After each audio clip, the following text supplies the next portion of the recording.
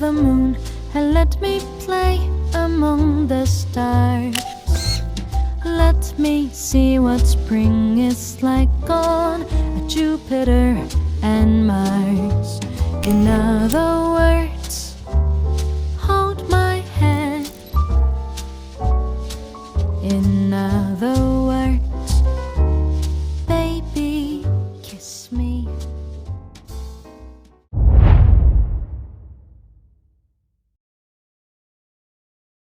Permisi Bu, saya Syarahma dari SMA Negeri 1 Pekalongan. Izin mau mewawancarai Ibu mengenai batik. Ibu sendiri namanya siapa Bu? Namanya Ibu Runjana. Ibu Runjana. Sejak kapan Ibu menjadi seorang pengrajin batik? Sejak tahun 99. Apakah keahlian membatik ini diwariskan dari keluarga atau dipelajari Ibu sendiri? Ya dari keluarga. Ibu saya batik, terus saya kan lihat-lihat, terus bisa sendiri. Apa ada tahapan yang paling sulit dalam proses pembuatan batik Bu? Motifnya atau bahannya ini, motifnya begini-begini ya, ada bolong-bolongnya. Itu tandanya kan kriwit. Apakah Ibu bekerja secara mandiri atau bergabung kelompok pengrajin? Bergabung sama teman-teman. Apa tantangan yang dihadapi oleh pengrajin batik Bu? Tantangannya ya kalau hujan berangkatnya kan susah. Apa yang membuat Ibu tertarik menjadi pengrajin batik Bu? Ya soalnya kan usume ya, musimnya kan pembatik semua. Bagaimana Ibu menghadapi persaingan dengan batik modern atau batik cap Bu? Persaingannya ya kalau cap itu kan mudah, kalau batik tulis itu susah. Jadinya kan lebih mahal yang tulis. Apa harapan Ibu terhadap industri batik di Kampung Merah Desa? Ya supaya maju. Bagaimana Ibu melihat masa depan generasi muda dalam melanjutkan tradisi membatik? Sekarang kayaknya sulit ya. Anak-anak sekarang nggak mau modal batik, ada di toko semua. Ada beberapa sejarah legenda batik Indonesia ya. Kebudayaan batik Indonesia itu telah dikenal sejak zaman kerajaan Majapahit dan terus berkembang pada kerajaan dan raja-raja berikutnya. Gitu. Ada beberapa sejarah yang bisa aku jelasin. Pertama, sejarah batik zaman Majapahit ya. Batik yang menjadi kebudayaan di kerajaan Majapahit ini biasanya di daerah Mojokerto dan Tulungagung. Mojokerto itu daerah yang erat dengan hubungannya dengan kerajaan Majapahit pada zaman dahulu. Dan asal nama Mojokerto itu ada hubungannya dengan Majapahit gitu istilahnya. Jadi awalnya gitu dari kerajaan zaman Majapahit. Ciri khas dari batik Kang Larbet dari Mojokerto ini hampir sama dengan batik-batik kelurahan Yogyakarta gitu. Yaitu pada dasarnya biasanya putih, ada warna coraknya, coklat muda, dan biru tua. Itu di sejarah batik zaman Majapahit. Ada sejarah batik pada zaman penyebaran Islam juga. Nah di sini itu kisahnya berkaitan dengan penyebaran ajaran Islam di daerah kerajaan Jawa Timur, yaitu Ponorogo gitu. Pada sejarah ini, pembuatan batik itu, terutama batik cap ya, di Ponorogo itu baru dikenal setelah Perang Dunia I yang dibawakan oleh seorang Cina bernama Kui Seng dari Banyumas, daerah Ponorogo awal pada abad ke-20.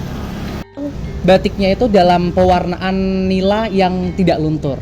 Itulah sebabnya pengusaha-pengusaha dari batik Banyumas dan Solo banyak memberikan pekerjaan kepada pengusaha-pengusaha batik di Ponorogo.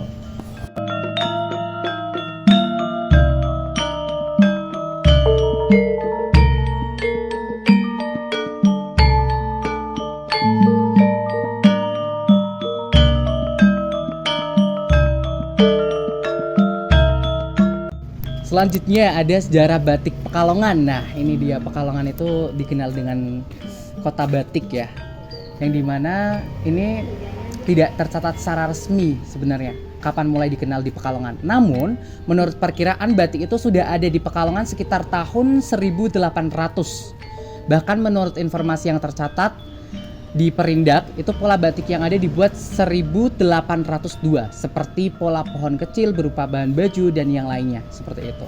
Nah, biasanya batik Pekalongan ini itu ciri khasnya dengan warna-warna yang berani, kontras-kontras seperti kalau merah itu berarti berani dengan motif pesisiran atau motif-motif Pekalongan. Contohnya flora, fauna itu sangat menjadi identik dari batik Pekalongan.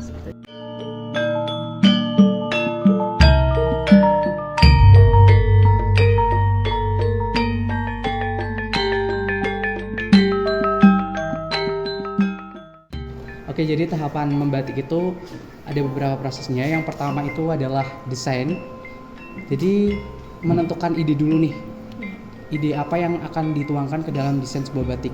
Nah, nanti ketika desainernya sudah menemukan ide yang akan ditentukan, lalu desainer itu akan membuat sebuah motif yang akan dicantumkan di kain nantinya seperti itu. Nah, setelah menemukan desainnya, didesain, lalu ada proses berikutnya yaitu penjaplakan. Penjaplakan ini ada beberapa teknik yang harus dilakukan atau ada beberapa material yang digunakan, contohnya seperti lapisan kertas karbon, terus ada kain sutra atau kain katun yang nantinya akan dijaplak, terus ada alat seperti bolpen atau pensil biasanya, terus ada penggaris dan juga ada beberapa paku untuk menahan di berbagai sisinya. Nah, desainnya itu ditaruh mana? Ditaruh di bagian bawah setelah kertas karbon. Nanti setelah dijaplak maka itu akan memunculkan sebuah motif yang tadi dijaplak seperti itu.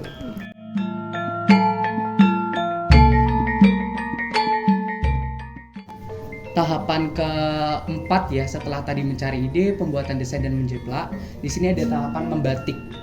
Membatik sendiri adalah hasil dari japlakan tadi. Kan sudah di kain nih.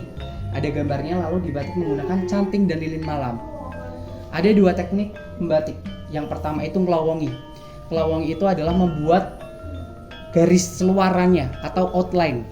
Nah, setelah terbentuklah motif, pasti kan dibutuhkan yang namanya isian, atau yang biasa kita sebut di dunia batik ini adalah isen-isen. Nah, itu teknik batik yang kedua, yaitu isen-isen, seperti itu.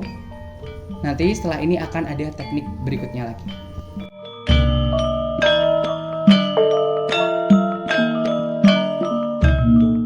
Nah, ini namanya tahapan teknik pemopokan, atau kalau orang Jawa, orang Pekalongan itu bisa sebutnya nembok ya Bu ya, nembok. Yaitu tujuannya untuk apa? Untuk menutupi bagian yang tidak akan diwarna atau tidak akan terkena warna, seperti itu. Jadi ini yang ditutup pakai lilin malam ini, dia tidak akan terkena warna nih. Nah, sedangkan bagian yang tidak ditutup, dia akan terkena warna. Tujuannya seperti itu.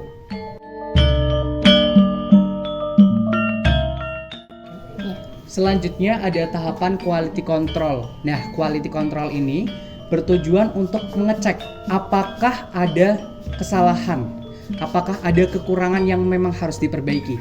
Biasanya yang sering terjadi kalau di batik kayak gini tuh ada lilin malam yang menetes, itu mesti dihilangkan. Terus ada batikan yang belum penuh, itu mesti dilengkapi lagi, berarti harus dikembalikan ke pembatik lagi. Nah, Bapak ini mengquality control dengan cara menandai menggunakan stiker, di mana letak kesalahan itu harus diperbaiki. Kalau semisalnya lilin malam itu menetes dengan tidak sengaja, itu harus dihilangkan menggunakan teknik berikutnya lagi. Ada yang namanya teknik pengecosan. Dia menggunakan air yang mendidih yang sudah terkandung dengan soda as ya Mas ya? Iya, betul. Dan alat yang digunakan juga cukup unik dan masih cukup tradisional, yaitu menggunakan sendok garpu ya Mas ya. Dan ada juga itu seperti busa. Apa? Busa ya? Itu apa? Iya, busa. Nah, nanti digosok, nanti akan hilang seperti itu tetesannya. Nah, kalau batikannya tidak penuh seperti tadi saya ucapkan, harus dibatik ulang lagi. Seperti itu. Oke, tahapan selanjutnya adalah ada teknik yang namanya pewarnaan dan pelorotan, ya. Jadi pelorotan itu istilahnya atau fungsinya itu untuk menghilangkan lilin malam dengan dua kuali besar. Kalau di sini yang itu nanti airnya harus panas dan panasnya harus stabil gitu ya. Dan air itu juga sudah diberi soda as yang fungsinya untuk merontokkan si lilin tadi. Otomatis nanti lilinnya akan hilang gitu. Nanti tujuannya untuk pewarnaan lagi nih gitu ya, untuk pewarnaan lagi gitu, atau enggak yang sudah diwarna dan ditutup nanti itu akan muncul warnanya gitu. Kalau misalnya kainnya belum diwarna, otomatis nanti kita akan berikan warna, yaitu di teknik pewarnaan.